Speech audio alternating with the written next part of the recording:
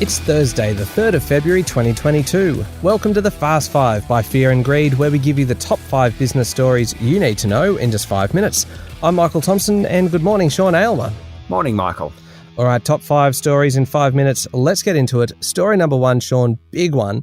The Reserve Bank Governor Philip Lowe has opened the way for a rate rise next year or possibly even earlier. He says the economy's past the worst of the Omicron impact. Yes, Dr. Lowe was at the National Press Club yesterday and he had plenty to say on a bunch of issues. Starting with interest rates, he said they could go up this year. Faster progress towards full employment and inflation would bring forward the timing of an increase in the official cash rate. And Dr. Lowe said that would be welcome. It comes down to how supply-side issues are resolved and the pickup in labour costs. Dr. Lowe said there was a plausible scenario that rates go up later this year, but there are also lots of other scenarios. The RBA's forecast was for wages growth to hit 3% next year, which would signal conditions for a rate increase. So that's the most likely outcome, a rate rise next year. He expects the economy to bounce back in coming months and is committed to achieving the historic milestone of a national unemployment rate of below 4%. That would be quite an achievement. Yeah, absolutely. And I think he also suggested that borrowers have a buffer and be prepared for higher interest rates, which is pretty good advice considering there's a lot of people in the market now that would never have actually experienced rates going up. That's true. He conceded that he himself doesn't actually have a home loan. He's paid his back. So he hadn't thought much about whether it should be a fixed or a variable rate, but he did suggest a buffer for everyone. Yeah, good advice. All right, on to story number 2, Sean, and there could be good news for drivers and buyers of electric vehicles with the range of new vehicles to grow significantly over the next couple of years. That's right. One of the biggest negatives about an electric vehicle, particularly in a country as large as Australia, is that the range, the distance of a fully charged car is much less than an internal combustion vehicle with a tank full of fuel. There are other things, lack of recharging stations, higher costs and fewer government incentives. Combined, all these things is really the reason why less than 21,000 electric vehicles were sold in Australia last year. That's less than 2% of total sales compared to about 11% in Europe.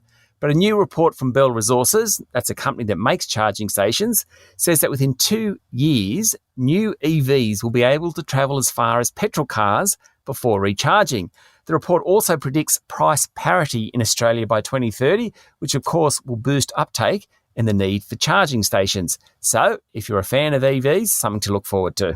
Yep, sounds good to me. Story number 3, Sean, this is of course a national podcast, so we don't tend to get into state politics too much, except when the story is this extraordinary. Some pretty incredible allegations against the Queensland Premier Anastasia Palaszczuk yesterday. Yes, according to the Australian newspaper, Queensland Integrity Commissioner Nicola Stepanoff claims she faced high-level moves to sack her after she raised concerns of suspicious conduct with the Palaszczuk government. She alleges the Premier and senior public servants were involved. Dr. Stepanoff quit last month amid a crime and corruption probe into her complaints of political interference into her office. She had been secretly referred to a parliamentary committee. That's the first time that had happened to an integrity commissioner in the state. Of course, earlier this week, Ms. Palaszczuk announced a probe into the state's Crime and Corruption Commission.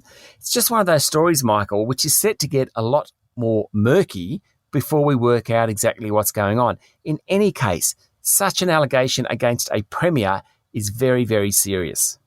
Okay, story number 4, we go from state to federal politics, and we told you yesterday about the leaked text message purporting to be from former New South Wales Premier Gladys Berejiklian to a sitting cabinet minister, calling the Prime Minister a horrible, horrible man. Yes, and apparently the minister responded to Ms. Berejiklian by calling Mr. Morrison a psycho. Anyway, Ms. Berejiklian came out yesterday and said she had no memory of the text, while Mr. Morrison said he wasn't fussed about who was behind the leak. Not sure about that one. Apparently the text was sent more than 2 years ago. Meanwhile, leader of the National Party and Deputy Prime Minister Barnaby Joyce said the minister in the midst of the texting scandal should out themselves.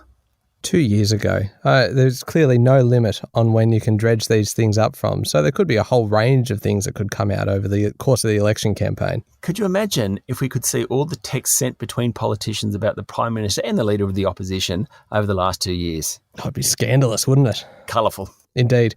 All right, story number 5. Bad news, more bad news for Tonga, a very small country, which has somehow managed to avoid COVID up till now. Yes. Now, Tonga, remember, is the country devastated by a volcanic eruption last month. It has never had a case of COVID, or at least it hadn't.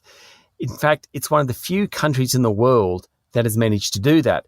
But the Pacific nation of 105,000 people has now recorded its first 2 cases of COVID-19, probably brought in by emergency service workers from either Australia or New Zealand who rushed to the nation last month after the volcanic eruption. Sad news for that country. Yeah, certainly is. All right, there we go. The top 5 business stories in 5 minutes. Thank you very much, Sean. Thank you, Michael. It's Thursday, the 3rd of February 2022. Remember to hit follow on the podcast, and if 5 minutes isn't enough, then you can find our longer podcast called Fear and Greed on your podcast platform. I'm Michael Thompson, and that was the Fast 5 by Fear and Greed. Have a great day.